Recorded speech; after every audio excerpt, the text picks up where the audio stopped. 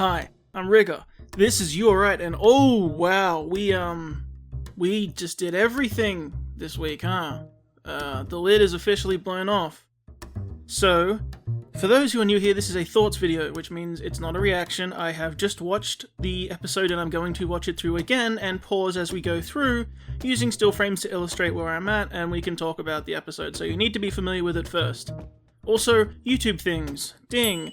Be sure to like the video if you like it, share the video if you think others would like it, let me know your thoughts in the comments down below, and subscribe if you want to see more. Especially those comments, because wow, okay, we did everything this week. This is Volume 8, Episode 9, which, let's dive into it. So, to start, I'll open us here. We get a nice, long tracking shot all the way through the battlefield, which is nice. Now, you know, with everything this episode goes into, I obviously won't hold it against them. When it opened up, I thought the things flying out of the Grimm's mouth making the airplane noises was a bit much, a bit random, and also them just being in the way, like, oh, that was harrowing. What was? We didn't see it. But, you know what, considering what we have to get to, I'm not gonna hold it against them, and it's, we get more, battlefield, this time around, and it's nice to see how, dangerous things have gotten, and there was criticisms about the battlefield before, I'm sure there'll be criticisms about the battlefield now, but, you know, at least it has the mood. I think the nightfall has really helped, but, we're about to get some real interesting stuff, so we'll crack on. So, here we have, what is always awkward and never easy to talk about in any show. It's oftentimes why a show don't tell approach is good for powers. Because, not that we haven't seen it, but it's awkward to say, I have a new ability, I think, and I can do this. It's just never natural to talk about. There isn't really a way around it. But we get more info on his powers. He can also sense emotional spikes. Okay, I said there might have been death flags on Rem before. There definitely is now. He is way too powerful. Now he's a Jedi. Cool. He's totally an emotional Jedi now. He can sense emotions in the distance. But it's an interesting development for him, and I will comment about how they play it in a second, I think. But for now, I kind of like the other's acceptance, like, you know, Yang makes a joke, okay, that's new, but like, yeah, people get new powers, things evolve, these things happen in this world, and it's just like, well, no time to ask questions, we're in a serious situation, let's continue. I do like at least you can't tell exactly who's who. That would be just so impossibly powerful. Also, I thought there'd be a huge spike coming off Salem, which I guess perhaps there might be, but, you know, we didn't get one commented on. But, yeah, we'll keep going a little bit. Alright, and it's time one for every RWBY fan's ears to perk up. We have a new fairy tale being referenced. The Girl Who Fell Through the World, the story of a person who fell through the world of Remnant. She fell into a new world, went on a grand adventure, and was sad to return home, brushing off her bumps and bruises, for nothing hurt more than the loneliness in her chest. Oscar is mulling over this fairy tale, and of course Ozpin knows it. Prepare all the theories for it being a real fairy tale, who knows, a real story, and which character it is or something, you know. I might even do one myself, I'll have to think about it. But I think it's, how do I put this? Fairy tales are very important to RWBY, like as a show, obviously. And even the fictional fairy tales in RWBY are important in the world. But I do actually like the reminder of how young Oscar is that he went to a fairy tale. He went to a story from his childhood for comfort. Just mulling it over. Or no, maybe not even comfort, just contemplating, you know? Like, finding a parallel with him and a story that he knew. And, Ozpin intruding. But, I actually like that touch. It's quite human. I applaud the decision. And, you know, set off everyone's crazy meter with the new fairy tale. Although, that's not what's going to get everyone talking about this episode. Alright, so, interesting points. Ozpin says, yeah, I think we need to abandon this idea of, you know, dividing from within, we gotta get out of here. Not having arcane reduces options. So we've had Decane mentioned, and Decane will come up. But we also have this, I don't like when we use magic, because every time we do, I can feel ourselves merging faster. So, as far as we can tell, they've used magic, like, once. So, I can understand his resistance to it, but it, like, hasn't happened almost ever. Oh no, maybe twice. No, it would be twice, I guess, but in the same occasion. To bust through Atlas and then to land is the only thing coming to mind. But So that's making them merge faster. That makes sense. Sort of tapping into the well of the other person is causing you to merge together. But also the cane is directly something magical. Like, using it is not just a cane ability, it's something to do with magic. It's a channel for magic or storing magic, whatever you want to say. But, you know, I know people have said things in live streams and whatever. I'm just going off the show. But the point is, it's, you know, you have that thing of like, oh, what does the cane do? Well, the cane does something with their magic. Like, to use it is using magic. It's not just like, you know, if someone else picked it up and just pressed the right button, things would do things. Or that's the impression we get. But more than that, I also wanted to mention that the very real sort of mortality fear that came after that, you know, we're all in life and death situations here. But he was like, yeah, I'm not ready for that. Like, I'm not ready to merge right now. Like, to be pretty much gone. To be absorbed into one consciousness, you know? He's basically saying, like, this is, you know, we're staring down deathbed either way, but they won't kill us here, but yeah, if we want to use magic to get out of here, this could be the last thing I do, like, as me. And, going from a child talking about a fairy tale from their childhood for comfort, and then immediately talking about, yeah, this could be, you know, we can't use this method to escape anyway because I might lose myself and be basically, as far as he's concerned, dead. Yeah, it's very real. Very solemn way to start this off that I think might get overlooked with the action that comes later. So I wanted to shout it out.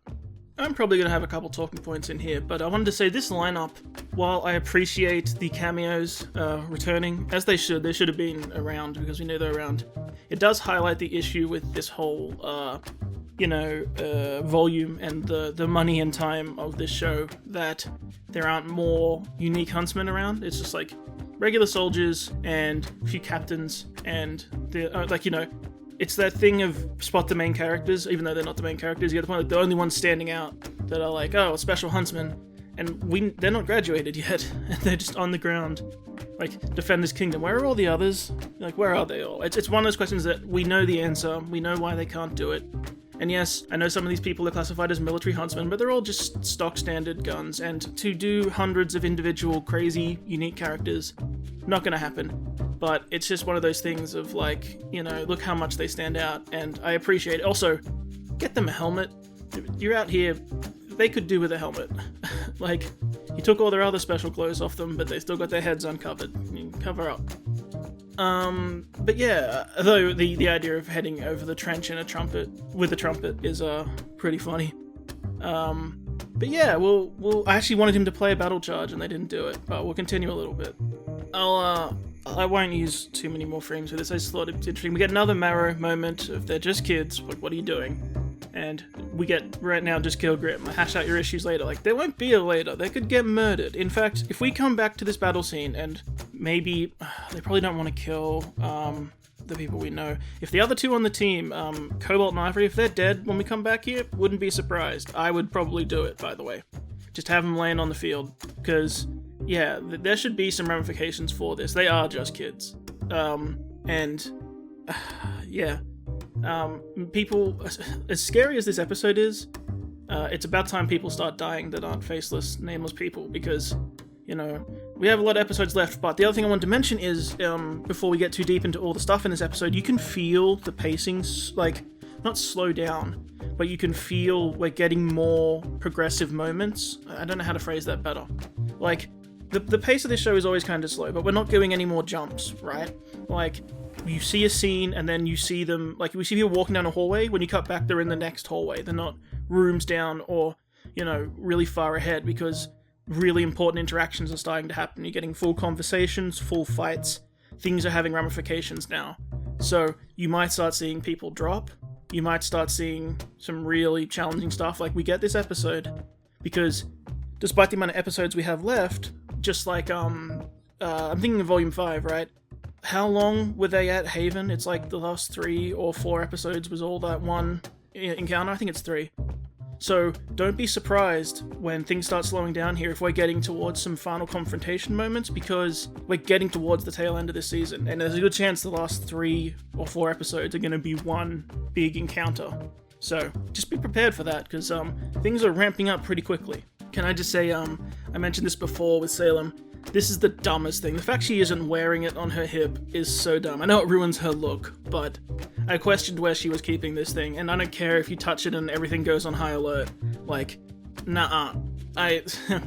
Salem, I love you, but this is stupid. Why would you ever? You've worked how many centuries to get these, and you put it in a room floating around with just an alarm on it? Nah, sorry. I'm not saying that she wouldn't be arrogant enough to do that. I'm saying I hate that she did that, and she deserves to beat herself up for this decision. But we'll move on. So as usual, Hazel is half smart, half dumb. He said, if I took the lie you told me to Salem, and it was wrong, the punishment would fall on my head. Okay, Salem might be mad and in the middle of something. I don't think she'd destroy you because he lied to you and gave you a false password. It would just be like, no, like, went, tried it, didn't work, beat him harder. Like, sorry, you wouldn't get, like, people under torture sometimes lie or say anything. That's how the world works. I feel Hazel would know that. Like, oh, he finally gave out the password. Oh, it was fake. Go back and get him again. So that I don't think is true, but I don't know what happens when this thing activates. That is smart, so I'm gonna put you in the room and you're gonna do it, because, yeah, this might explode for all I know.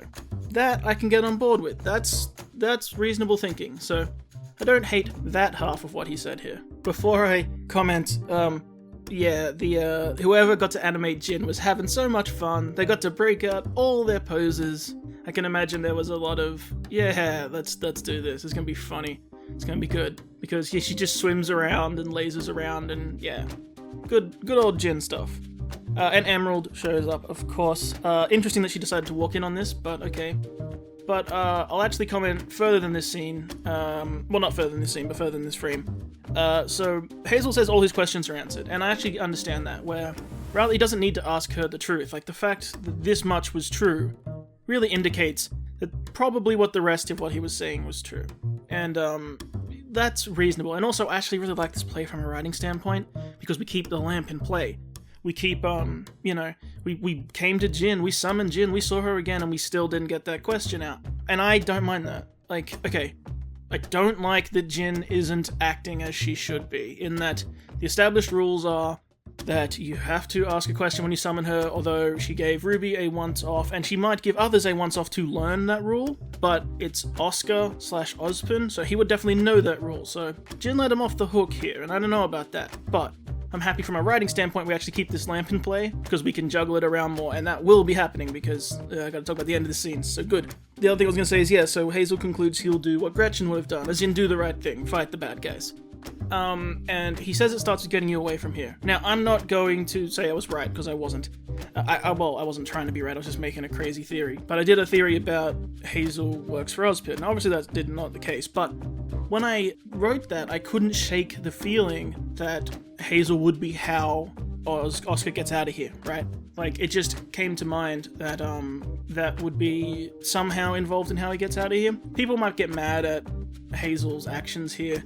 I'm not going to spend 20 minutes breaking them down and what I think of them. I guess I'm okay with it because it more or less falls in line with what I had in mind, in that I figured he would be the way out. Like, he's the one to sort of soft break first. And the fact Emerald comes along is very interesting. And, yeah, we'll keep going. So, to be clear, watching this through a second time, Jin goes, "None of you have a question for me?" And they go, "No, sorry, but we'll bring you with us." And they go, "We can't, take the lamp now. If we touch it, it sets everything off, so we'll come back for it." And when they leave, Jin's eyes flick over, and she goes, She knows that, she's here, that Neo's here, which I think is very funny. And, I brought this up before, that, I made a meme, I think, about it, about, Neo being unable to ask a question. Yeah, it's very funny that Jin was... I'm pretty sure she was included in that time stop, because Jin totally knew she was here, and I feel like she saw that whole conversation and was included in the time stoppage bubble. What I think people are going to debate about is Neo going to steal that lamp, or is she going to ask it a question? And if so, how? And, I have no doubt that Jin can use writing and stuff, but how do you call it out? Because she went back, so we'll see. Could be interesting.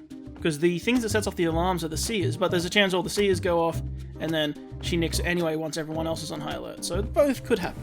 Not to mention, there's also the additional, maybe she makes a fake lamp and leaves it there instead, that we've talked about before in crack theories about the lamp was fake before. Maybe it wasn't before, but maybe it will be next time. Who knows? Okay, before we dive into what he says, I just want to talk about the animation here. I don't, not that I dislike it, but they're really overdoing now that Ren's showing emotion. He's smiling all the time, like in all of his idle animation when he's standing around is smiling. And it's okay, but it's weird when it happens between when he talks. There's a bit where he will say a sentence, and either at the full stop or at a comma, at a break in the sentence, at a natural pause, his mouth will close, but it will close into a smile and then keep talking again, and that caught me off guard. It was weirdly distracting. But yeah, so basically Ren's okay with showing emotions now. His shell is cracked emotionally. But now we'll get on to what he says.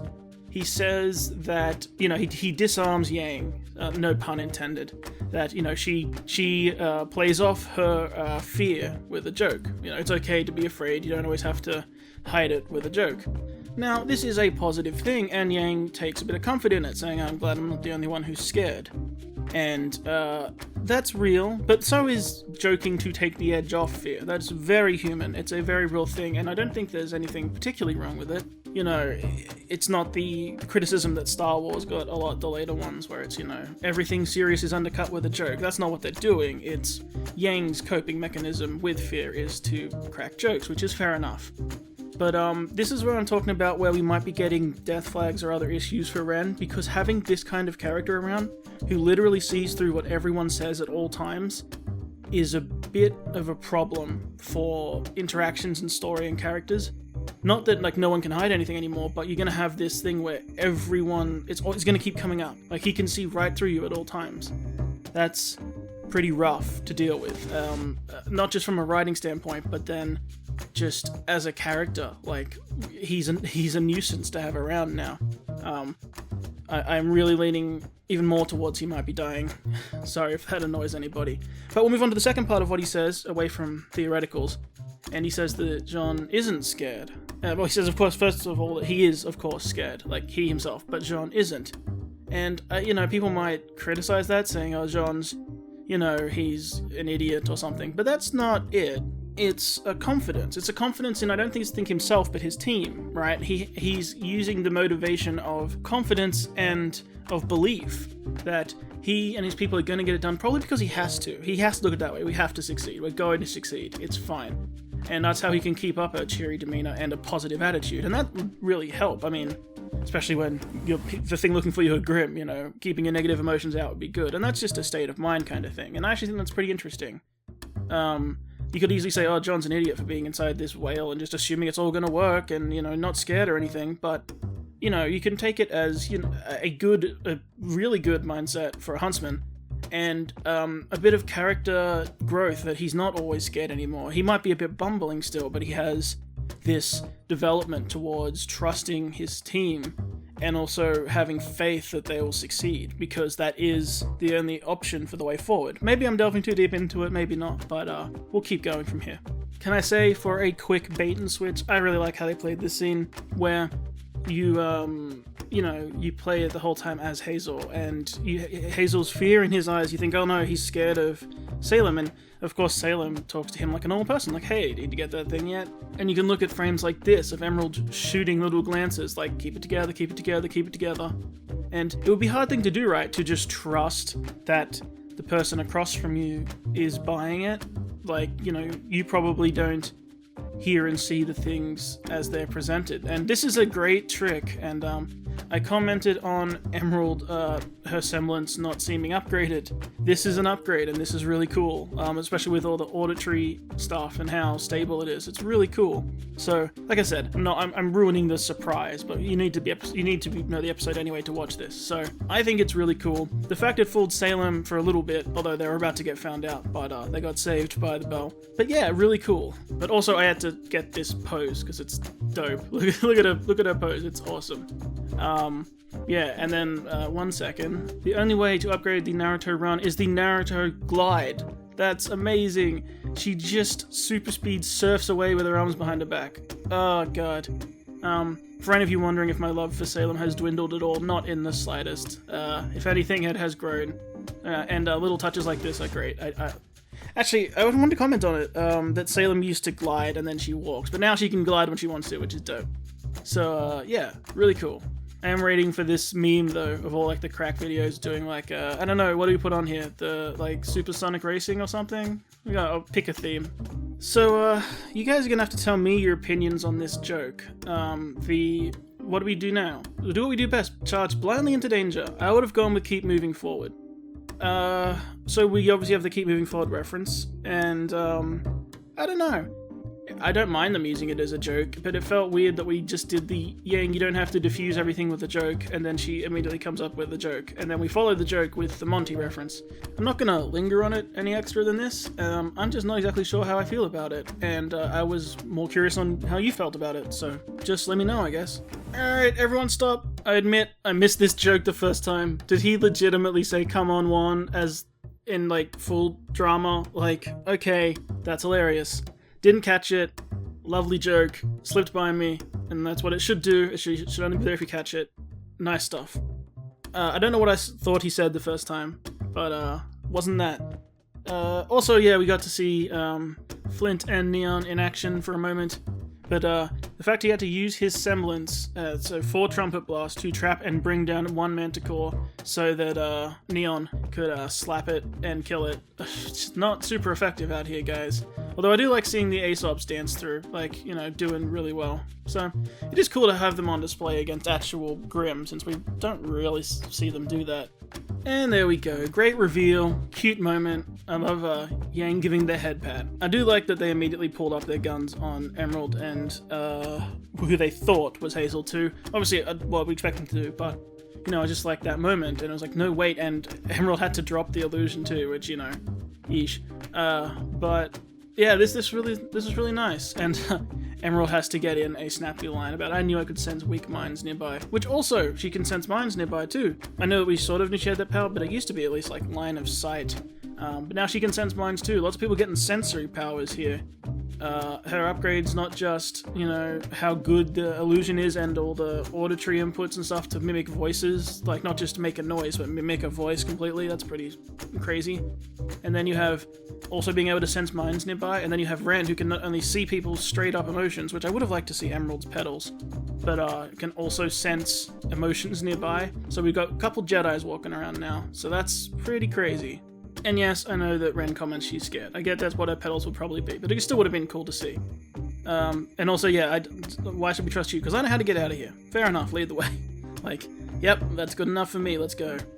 So, we're back for more Marrow moments, and everyone's saying when are you gonna defect, and I guess not the time right now, but it's interesting that he poses this kind of question to Winter, and her response is a massive, solemn, eye-closing, I can't believe I'm gonna say this, yes, I would do this if Weiss was inside the whale, because it's my duty.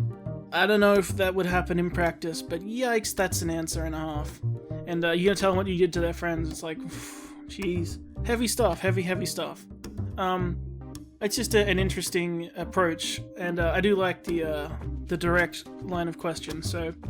but yeah, being told, Mara, now you do your duty. Is he gonna do something stupid? I think he might do something stupid. I think he might crack and not do his duty at the wrong time, rather than it would be disappointing, but I think he might slip up instead of defecting. We'll see. Doesn't get answered yet, but we'll see. Oh, they're dead. Oh, they're dead. They're dead. Oh, they're all gonna die. How didn't I see this coming? I didn't put this in any theories. They're all gonna die. That was actually my response. I'm not a very, like, reactor, like, big moment sort of person. I legitimately said out loud, oh my god, they're gonna die. They're all gonna die. And I love that a villain in this show has that reaction. It takes the top one, but they have that reaction of, oh, they're gonna die. Also, to all the crack video makers and memers, you gotta be the first one to do the Kool-Aid Man joke, so race to get on that. But yeah, it's really hard to say that they're not all gonna die. In fact, despite how much this next scene is really cool, I'm amazed they get out of here without all dying. But we'll have to keep going, because there's a lot to get through. Oh my god, thank you so much. Okay, here's where alright, I had a page open to take notes. I didn't take any notes. This was a really great episode that had me enthralled, but from here, you couldn't drag me away. You did the thing I wanted you to do for so long, which is have Salem just shrug off kills. Just like, yeah, this would explode a person, and she's fine. Because we all know she's immortal. We know. We've seen it, but that doesn't mean you shouldn't show it more, because this is what you need to see. Like, yeah, you just killed her, and she's fine. And you just killed her, and she's fine. Like, it's so intimidating, it's so scary, because you can't do anything.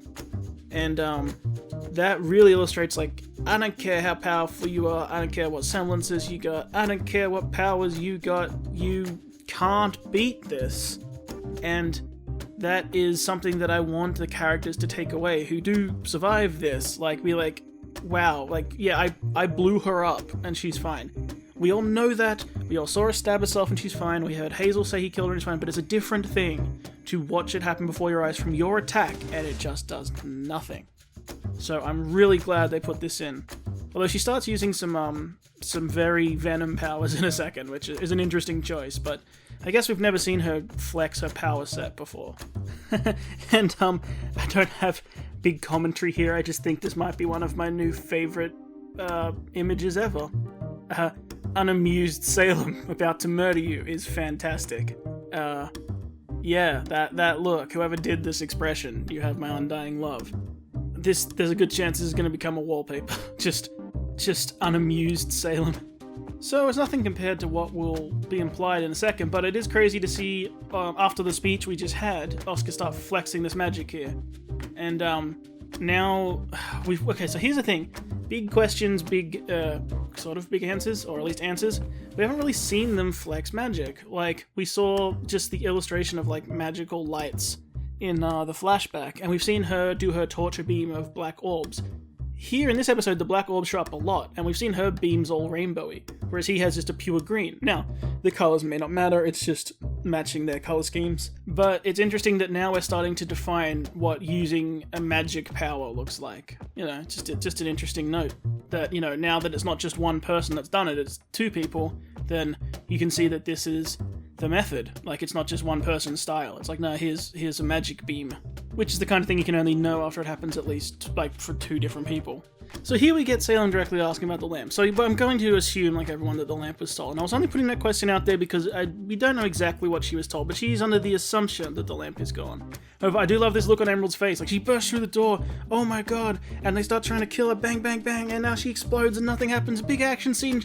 She gets them, she traps them all against her crazy floating glyph things, and the hands come out that we've seen before, and magic symbols, and then she goes, what do you do with the lamp? And the look is just, what? Nothing, actually. Like, legitimately nothing. That was not the question I thought you were going to ask. I do like that little moment of being taken aback of like, actually, don't know that one. But yeah, she says it's missing, so Neo nicked it. I think it's an interesting choice for Neo to nick it. I guess she got the password. But again, how is she going to use it? Unless she's going to go give it to Cinder to use, but I don't know. It was an interesting choice. But I do love that once again Neo outplays everyone, setting off the alarm to get everyone else in trouble, and she can just walk out. Fantastic. Like, we don't even have to see her do the later part, and the smoothness of that is just so nice. Because she knew that Oscar was around, that Hazel was around, that Emerald was around, that they were moving to escape, so she knew they'd be in the halls. Great. I'm just gonna set this off. They're gonna find them, and I'm gonna just walk out of here. And it seems to have worked. Even big, scary Mama Salem got distracted. Perfect. Excellent work, Neo. You're the best. I also want to say real quick that Salem says, look how you've diminished what you've lessened yourself to for these children, for this ruined world. So I actually take that as a little bit of support on the idea that, yeah, the maiden powers weren't passed on from his children. He did sacrifice magic to give it to them because he is magically diminished here. He has given away large chunks of power, so he can't stand up to her. And I know she's about to do the scary thing, but I do love this look on her face. It looks like she's sidled over to give like a little cheeky comment. I know that she hasn't. I know that she's just about to do a jump scare, but it's just, I love this little Like, you almost feel like they're in a room and she sidled up to him to like whisper something about someone at the bar. Like, it just looks like they're about to give a cheeky sideways comment, and I don't know, just love the expression work. And then we do the scary thing. Oh, what did you say to me? That's all I can see with his face. Like, because she has a big, why do you keep coming back, angry voice, and then, why do you, and her eyes, she sits there for a second and her eyes flick over like, did you just talk to me? Really? Like, I don't know. Whoever's doing the expression work, fantastic. Just a little eye flick over. Wait, seriously? You're talking to me? Okay. Alright, you've involved yourself now. You already killed me once today. I'm in a bad mood. But also interesting to note, with her, why do you keep coming back? Obviously it's not a choice, and that's not what she means. She doesn't mean, why do you keep coming back to life? Because, again, not a choice. And she knows that. It's the idea that, why do you keep involving yourself? Why do you keep coming back to this fight? You know, you just live as a nobody. You could just do whatever. But no, you know, you're on my whale. You're in my plans again. You're in the way. You annoying brat. Like, and I love that idea of like the frustration, because as much as a lot of people don't like Oz, a lot of people have negative opinions of Oz, he is still in this fight to a degree. He's still making life hard for her. She didn't just take over the world, you know. Just, why do you keep coming back? And I like that frustration. Adds a little layer here of why she is so annoyed, because you have to think she's done a lot to destroy this world. She's done a lot of work. And the world's pretty bad. So the fact that he's still fighting her, there must be an annoying, like, inkling of resistance there. Why do you keep coming back? Why are you still making problems for me? Haven't I done enough? When will you give up? And it's an interesting point from the villain's perspective, you know, like what's it gonna take? Because she knows she can't just kill him, because he will literally come back. But that's, you know, you're still fighting. You know, that's why she said, for these children, for this world. Like, she doesn't see it. What is the point? So I feel like there were lots of people cheering for Yang here. I wasn't, because I wasn't ready to see her die yet. Because I love the attitude, I love the brashness, I love the direct questioning. And I love that people bringing up, yeah, are you serious? You're still going on about the guy who got taken from you once upon a time? That you're just now threatening to murder? Like, just like he's literally in your grasp right now, and you hate him, but you're still doing all this. And we don't have a direct answer yet, and there might be more there to say, and more for Salem to say. But this, and yeah, I love Yang's bravery, but I was just like, I could picture, I know it wasn't going to happen, but I can picture one of those hands being summoned from the bottom of that symbol, and just going straight up through her body and out her back. Because Salem has that, did you really just talk to me? And you really say you want to do this? Like, and yeah, and we'll get to some interesting stuff in a second, so next frame. Alright, so, a few things in a row here. One, I love Salem, the only reason I thought Yang's gonna live is because she switched to her unamused face again, not the really face. So she walks over and she says, and Yang says, everything I've lost, everyone I've lost is because of you. And I love her, Salem's expression. It's, again, unamused, but she just stands there contemplatively and says, who have I taken from you? Because, like, she doesn't know, right? She's like, lots of people have died because of me. Like, who is it? What's this person? Who are they? And Yang responds, Summer Rose, my mom. And I love that because it harkens back to not just how bad of a mom Raven is, but it's just like, no, you took someone who Yang did see as her mom. As much as there is the Summer RWBY, like fused together, they are one, like she's following her mom's footsteps and they look like identical, like all that, they're like, there's so much there. No, it is Yang's mom too. It is the person she was raised by, who again, she was left with Ty after she was born, like just after she was born. So her entire childhood was with Summer. It is her mom. And then, of course, we have to add intrigue to the pile, because we go from unamused Salem to quite amused Salem as she leans in doing this creepy face again that I love. Very similar to the one she gave Ironwood in the office. It's a great pose where she bends in from the waist and her head sort of snakes closer into view, and this very creepy grin. And her again, amused. I like it. And, you know, it's more fuel to the fire of all the theories, including my own. Just like, yeah, this is sprinkled at it. Ah, that's really funny. Her again. and we'll keep going. But that whole little sequence is just great. Top-notch stuff. You have me, who is so sure that none of the main girls are going to die for a long time, if ever. And I was like, oh god, shut up, Yang. I don't know how you get out of this without dying, except that Salem has a great personality that I really like to see, and she was more amused at finding out the answers as to who than to murdering you on the spot. Also, I will actually say that that was also her response to Yang's line of questioning. I was like, you know, just because something bad happened to you once upon a time, and she went to the unamused face and just walked over. Like, huh. Like, it's almost like she's heard this before. Like, I don't know from who, maybe from someone like Summer, or someone who's gotten to her before who worked for us, but, I mean, not many people know the whole tale. We don't know how much the others knew, or if anyone has known. But the direct line of questioning is, why do you do this when you've had these things, you know, just because you had something bad happen to you? This, you know, terrible thing, but overall not worth killing the world for, like, thousands of years. Like, just because of that, you're still going. And her expression was, yeah, unamused. Like, you didn't rock her to a core or make her question herself. We didn't get one of those Hazel moments where he goes, wait, maybe hurting people is bad. Like, you didn't rock her world with this revelation. She just put it water under the bridge of, like, really? Like, I don't even have to answer to you. And obviously she has her own answer to that question that she doesn't even bother to cough up. Why would she bother with Yang? Who's Yang? Who cares? You know, to her. So, I love it. I just love Salem. What can I say? I love Salem. Well, you know, I want to say it was an arc. I want to say we got somewhere. This is his line that he picks to leave on.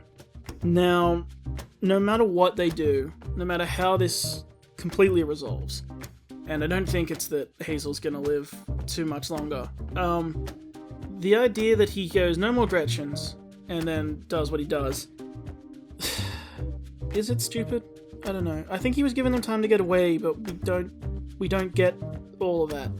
And he knows he can't stop her here. He's just trying to help them. Now, don't say I'm not, don't say I'm completely missing the point. I get it. No more Gretchens.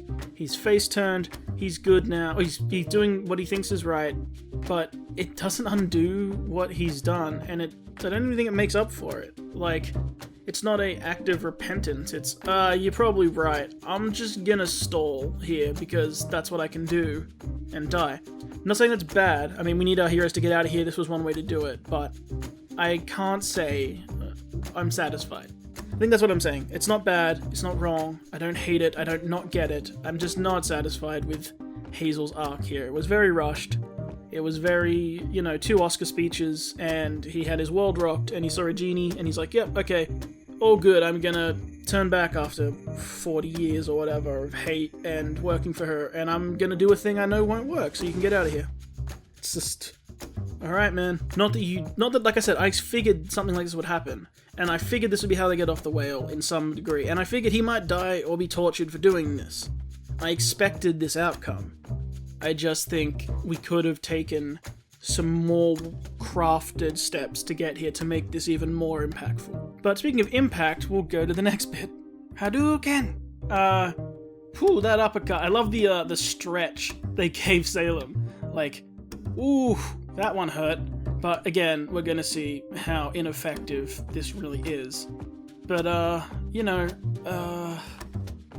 comment on it. We'll go further. This frame has to be included, because look at it.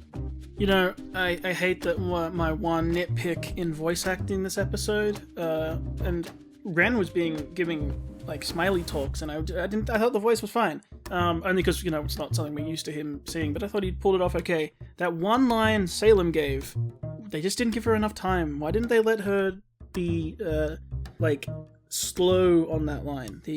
You've given up vengeance for your sister after all this time. She didn't even get that time. After all this time. Like, she's just, it's too slow. I know you say it's a nitpick, but it's supposed to be, like, setting up this big line, like his big rebuttal. Like, you've given up on vengeance after all this time. I'm doing what Gretchen would have. Like, she said it so fast that it felt fake. And I'm sorry, I know that's really dumb, but in such a great sequence, it stood out. It's like, wish you had a second take of that. Because Salem's amazing. And her voice actress is amazing. That was just not the best one of that. It was too fast. But I do like we get to see decked out Hazel, what could have been. Because, you look at this, right, with all of the dust, right? He's got everything going for him. He uses them all in various ways coming up. And, you know, you say, how do you make a punchy guy just with powers? You know, how does he combat people that can fly and people that can do all this other stuff? And he does that. He uses, like, wind to jump around, does all crazy stuff here in a second, and I can't help but feeling we missed out on a great boss fight, you know? If Hazel was a better bad guy, and a better... and, you know... Because I like the idea that at Haven, he was totally holding back. He was just using one type of dust, he was just punching around at Oscar, and we all sort of moved past Volume 5 anyway. But this is what could have been. You could have worked up to the team having to fight this, even if he turns after that, right? You know, you could have had a scene like I'm thinking of the Geist Grim, when it was in the mine, or when they fought Elm and Vine in the entranceway to the academy. You know, like a boss room fight. This would be amazing in a contained boss room fight, but I don't think we're going to get it now. Although him lighting his fists on fire is cool. But yeah, we'll keep moving on. I just wanted to comment that this would be a great bad guy for like a 4 versus 1. He's got all the elements on his side. He's totally a boss. He's a master at using raw dust, which is something we talked about ages ago and only ever saw him use. But it's used here. Not that this isn't good, it's just, what sort of could have been with more time, and if Hazel was more. But anyway, as much as it's kind of cool, I hope this doesn't become the norm, that she fights from on top of a little tornado. But now she has that ability. Every time she gets hit on the ground, I'm gonna ask why she was not a tornado. She can apparently just do that.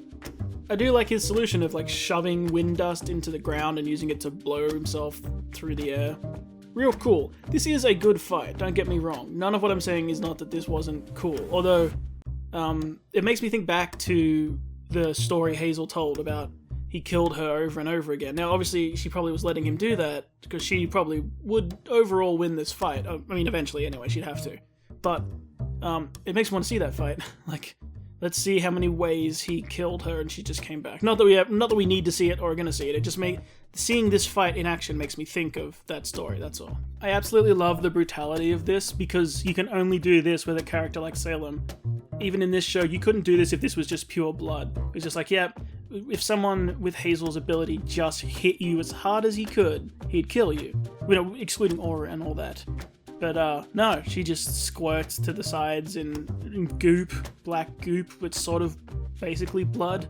But she's not dead, and she just flicks a finger and like throws him off, which just shows that amazing recovery ability she has. But also just, yeah, you can flex. It's why, you know, making the Grimm what they are means you can do grosser stuff to them. Because, yeah, they're either evaporate, so cutting the heads off and stuff does nothing, or even the Hound and that, they're all goopy like this, so you can do not blood splatter, you know? It's really cool.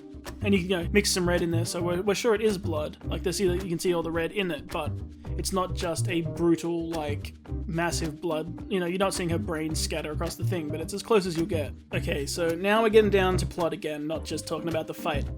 So everyone off, and they run off one of the landing pad things. Like, they can all survive a jump. Like, that's fine. So they're going out the side there. But, okay, he says she'll just come after us, and they let him do that? What is his plan? They don't know what he's going to do. We don't know what he's going to do. We don't know what he can do. And he does something, but, like, why is this just... I don't know. This feels like I said dramatic line, and now I'm going to go do the thing. And everyone's just got to be okay with it. So, we'll see what that thing is.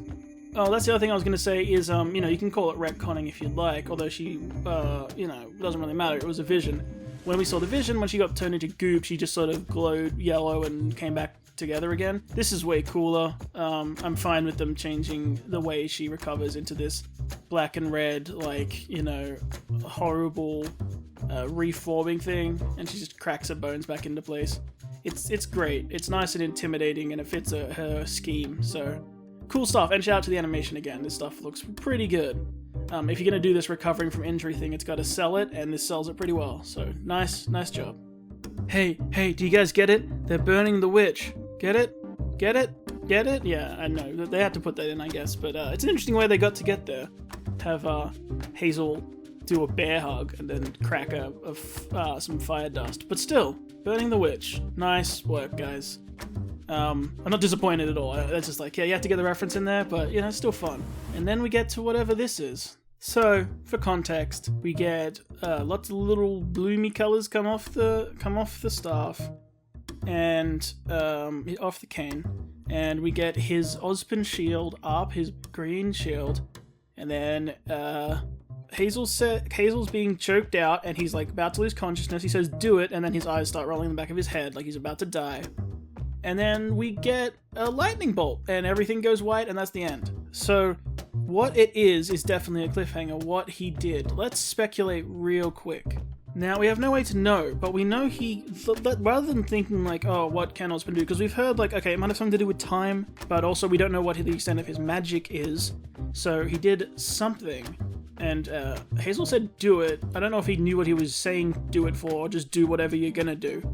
But I think he might be losing Hazel here. He might be dead, or he might like survive this but die real soon after. But what can Oscar do to stop her? He can't kill her. Is he gonna blow them both into bits so it takes her time to recover?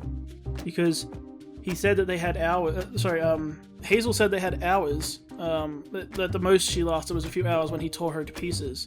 So one option is he's blasted him with just a gigantic beam attack to disintegrate both of them into pieces, meaning Hazel is dead and Oscar has to deal with the fact he killed him. And and Salem is scattered to the winds and will have to wait to come back. That might be how they draw it out and delay, because then she can't follow you straight away. That's one option. Another one is some kind of trapping thing, if she can trap them in time, like freeze them or put them in like a little pocket dimension for X amount of time. So Salem and Hazel can just fight it out for like a few days. Whether that equates to real days here, who knows. But yeah, there's a few options. I don't know which one I lean towards. I think blowing them apart would be an interesting choice. It definitely would cause the delay, and it would mean that all the Grimm and that suddenly are directionless, and they'd just go nuts, and they might get that bomb on board, because everything wouldn't be serving her at that time, so it wouldn't have a direct influence. I think that's my vote, but they purposely left it so we wouldn't know, and everything goes white. Everything going white can mean a few things, because in anime, a lot of times you get like the all-to-white, evaporation death. Sometimes all to white can mean magic stuff, like when Jin took us to her vision, it was all white for the, coming theatre production that was about to happen. And also the afterlife, or Between Realms void, where we met the God of Light, or, not where we met, where Ozpin initially did. Ozma, I guess. So we have a few options. Let me know your thoughts below, because we have them. Let's talk about the episode as a whole. What did I think? I think that we hit the accelerator on this one. We really came into it and went, alright, we're going to come out swinging, we're going to do fights, we're going to do maybe deaths, we're going to do some side changes, we're going to do some story arcs, and we're going to flex our bad guy. So we did all those things. We had the crew in legitimate danger, we had exploration of Ren's new powers, we had Emerald definitely going with them, we had Neo got the lamp back again, which feels a little redundant, but okay, sure. I'm wondering if she has a question for it. That's what I would rather know, not just give it to Cinder. But we'll see, maybe she will just give it to Cinder. We also got the Hazel flip, which I'm not super happy about. Just the execution, not that it happened. And then we got our big fight. I'm just going to say, it's so lucky that apparently her concentration doesn't extend to those magical symbols, because the fact they all disappeared when she got into fighting with Hazel is lucky. I'm hoping he knew the extent of her powers on that way, and knew they would escape. It would have been real awkward if all that fight went down and they were still just trapped on the floor under the arms. But yeah, I think that's pretty much everything. Considering that the last episode was called Dark, everyone was real worried, but this one definitely came out swinging way harder. I definitely think that I'd be very wary of what I said at the beginning of the episode, that we are really working towards climactic stuff. So scenes are going to get longer, sequences one after the other are going to be more related and together, and big things are going to start happening. I'll be really interested to see what Emerald has to say once we get out of here, if anything. That bomb is on its way, and if Salem is incapacitated, it might help them blow up this whale. But I still don't know if that's going to save everything, so who knows. And that's not even talking about the other team's stuff, so yeah. I guess all we can do is speculate, so I won't waste time running through every single option. What I will say is that this was a really good episode. I see on the screen in front of me written by Eddie. Great job, Eddie. I really liked a lot of the stuff in this episode. So yeah, I liked a lot of what we did with our characters. So that being said, until next time, remember that if you're going to burn the witch, Hazel's method works better than Yang's. Anyway, my name is Rigger. I hope you have a wonderful day. And I hope I did alright.